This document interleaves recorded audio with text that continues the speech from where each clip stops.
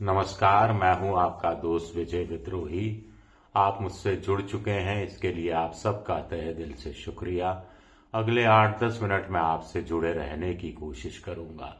दोस्तों, देश में क्या कुछ नया होने वाला है, कुछ बड़ा होने वाला है? क्या प्रधानमंत्री नरेंद्र मोदी कोई बहुत बड़ा राजनीतिक जोखिम उठाने वाले हैं? क्या कोई बड़ी आफत बाहर से आने वाली है? मैं पॉलिटिकल आफत की बात कर रहा हूं। क्या कोई एप्स्टीन फाइल्स के रूप में कुछ बड़ी चीज सामने आने वाली है? कुछ लोग कह रहे हैं कि मोदी जी मध्यावधि चुनाव की तैयारी कर रहे हैं और इसके पीछे अलग अलग तर्क भी दिए जा रहे हैं कि कुल मिलाकर सियासी मौसम जो सर्दी के मौसम में अचानक गर्माता हुआ नजर आ रहा है, उसके पीछे या वजह क्या है या उसका मतलब क्या है। मोहन भागवत सरसंघ प्रमुख अचानक से मोदी जी के प्रेम में पड़ गए हैं। एक तरह से वो कह रहे हैं कि साहब, मोदी जी की विश्व गुरु जैसी छवि है। वो जब बोलते हैं तो दुनिया उनको सुनती है, पूरी दुनिया उनको मानती है। संसद का जो शीतकालीन सत्र शुरू होता है, मोदी सरकार को 15 बिल पास कराने हैं, लेकिन मोदी तंज कसते हैं, ललकारते हैं, विपक्ष को एक तरह से दुत्कारने वाले शब्दों का इस्तेमाल करते हैं, खारिज कर देते हैं विपक्ष को। उससे पहले यही मोदी जी कह चुके थे कि कांग्रेस में विभाजन होने वाला है, बहुत बड़ा विभाजन होने वाला है। मोदी की जुबान पर कांग्रेस है, राहुल गांधी है, उनकी पार्टी के जो बड़े कैबिनेट मंत्री हैं, राजनाथ सिंह की जबान पर भी आजकल पंडित नेहरू आते जा रहे हैं। जब मैं वीडियो बना रहा था तो राजनाथ सिंह का एक और बयान सामने आया कि बाबरी मस्जिद का निर्माण पंडित नेहरू सरकारी खर्च से करना चाहते थे। जो बड़े इतिहासकार हैं इरफान, उन लोगों ने इसकी कटु आलोचना की है, इसको झूठ का पुलिंदा बताया। खैर, चलिए हम विषयांतर नहीं करें। कुछ बड़ा वाकई में होने वाला है क्या?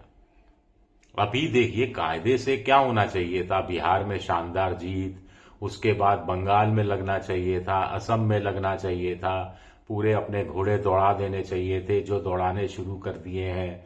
और जीत का दम्भ नहीं होना चाहिए।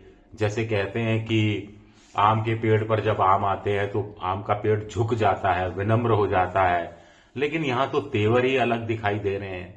तो ये तेवर कोई नई कहानी सुनाते हुए नजर आ रहे हैं क्या? सिद्धारमैया और डीके शिव कुमार में मुख्यमंत्री 2.5 साल वाला लफड़ा चल रहा है, तो बीजेपी वहां नजरें गड़ाई बैठी है। बीजेपी को लग रहा है यहां कुछ हासिल किया जा सकता है। उद्धव ठाकरे और राज ठाकरे का मिलन कुछ लोग कह रहे हैं देवेंद्र फडणवीस ने करवाया है, ताकि कल को एकनाथ शिंदे की छुट्टी की जा सके और कुल मिलाकर उद्धव ठाकरे और राज ठाकरे के साथ घर वापसी हो सके महायुति के अंदर बीजेपी के साथ। तो वहां इंडिया को नुकसान पहुंचाने की कोशिश होगी साफ तौर पर। एक और बात कही जा रही है कि झारखंड मुक्ति मोर्चा, हेमंत सोरेन, यानी जो इंडिया पॉलिटिकल फ्रंट का नेता कांग्रेस से नाराज है या राहुल गांधी से नाराज है या इंडिया पॉलिटिकल फ्रंट में उसको जिस उम्मीदों के साथ गया था वो उम्मीदें पूरी होती हुई नजर नहीं आ रही हैं, तो ये सारे के सारे नेता अचानक बीजेपी के रडार पर, निशाने पर आ गए हैं। ताजा मामला हेमंत सोरेन का है। वो और उनकी पत्नी कल्पना सोरेन का दिल्ली आना हुआ था। पता लगा रांची में और दिल्ली में बीजेपी कोई वरिष्ठ नेता से मुलाकात हुई, जो बहुत ही वरिष्ठ है, मोदी जी की सरकार में भी है। और एक चुग्गा डाला गया, दाना डाला गया कि आपको वित्तीय सहयोग देंगे झारखंड को खनन के क्षेत्र में, बाकी जगह, और इनडायरेक्ट रूप में ये डराने की कोशिश हुई कि नहीं तो जैसे पहले 6 महीने जेल में बिताने पड़े थे, अब फिर समय जेल में बिताना पड़ सकता है। अब देखिए बीजेपी का दाव देखिए। झारखंड एक आदिवासी राज्य है। शिबू सोरेन एक बहुत बड़े आदिवासी नेता हुआ करते थे उनकी मौत हो गई है और अब हेमंत सोरेन ने गद्दी संभाली हुई है। पहले भी वो मुख्यमंत्री रह चुके हैं। 81 लोगों की वहां की विधानसभा है। 41 आपको बहुमत के लिए चाहिए। अकेले 34 झारखंड मुक्ति मोर्चे के पास हैं। कांग्रेस और वामदल और आरजेडी को मिलाकर 56 विधायकों का समर्थन उनको हासिल है। 41 बहुमत के लिए चाहिए, 56 आपके पास है। तो इससे ज्यादा सॉलिड बहुमत क्या होगा? 2/3 बहुमत है आपके पास।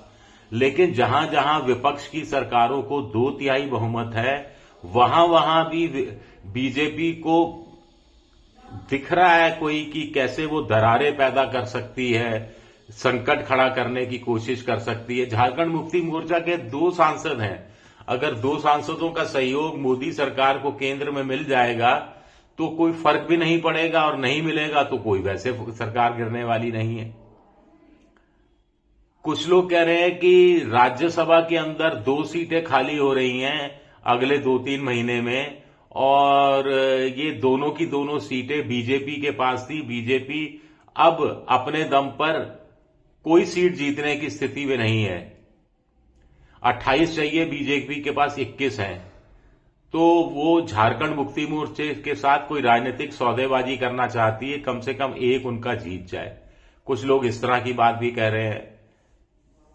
खैर, अब ये तो अब कहानी समझ परे है कि क्या होता है, लेकिन बड़ी इंटरेस्टिंग खबर है कि मोदी को 240 पर संतोष नहीं है, और वो लगातार उनको लगता है कि बिहार में जो गत बनी इंडिया पॉलिटिकल फ्रंट की, जो तेजस्वी यादव और राहुल गांधी के बीच में जो तल्खी की बात सामने आई है, जिसका उन्होंने उदाहरण भी दिया कि मैं सुन रहा हूं कि लोग एक दूसरे पर गुस्सा उतार रहे हैं, ऐसा मोदी जी का कहना था।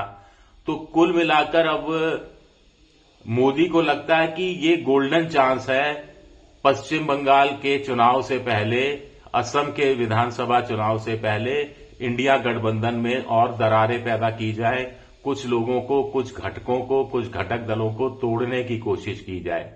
लेकिन इससे आप करेंगे क्या?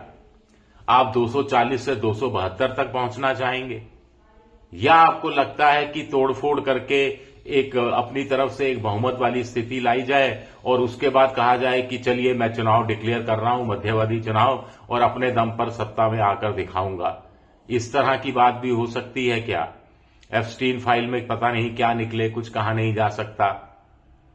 ट्रंप के साथ डील किस मोड पर है ये मोदी जी समझ सकते हैं। वहां से भी कोई खबर पिछले कुछ दिनों से आई नहीं है। जो भी खबरें आई हैं, नेगेटिव खबरें आई हैं। 8.2% जीडीपी विकास दर रहती है और अगले दिन सेंसेक्स डाउन हो जाता है। अब कुछ लोग कह रहे हैं कि 0.25 इन्फ्लेशन है, महंगाई दर सिर्फ 0.25% है और जीडीपी आपकी 8.2% है, और जो बेरोजगारी दर वो 45 साल के रिकॉर्ड को छू रही है। तो ये किस तरह का विकास है? जॉबलेस ग्रोथ है, या वाकई में आईएमएफ जो कह रहा है कि जो आंकड़े संदिग्ध है वही बात सच है? बहुत सारे सवाल उठ रहे हैं, बहुत कुछ घट रहा है, कुछ ऐसा महसूस हो रहा है कि कुछ होने वाला है, कुछ बड़ा होने वाला है। क्या आपको भी ऐसा लगता है? शुक्रिया मेरा वीडियो देखने के लिए। पसंद आए तो लाइक कीजिए, सब्सक्राइब कीजिए, शेयर कीजिए। आप मेंबरशिप ड्राइव में भी जा सकते हैं। शुक्रिया, बहुत बहुत शुक्रिया।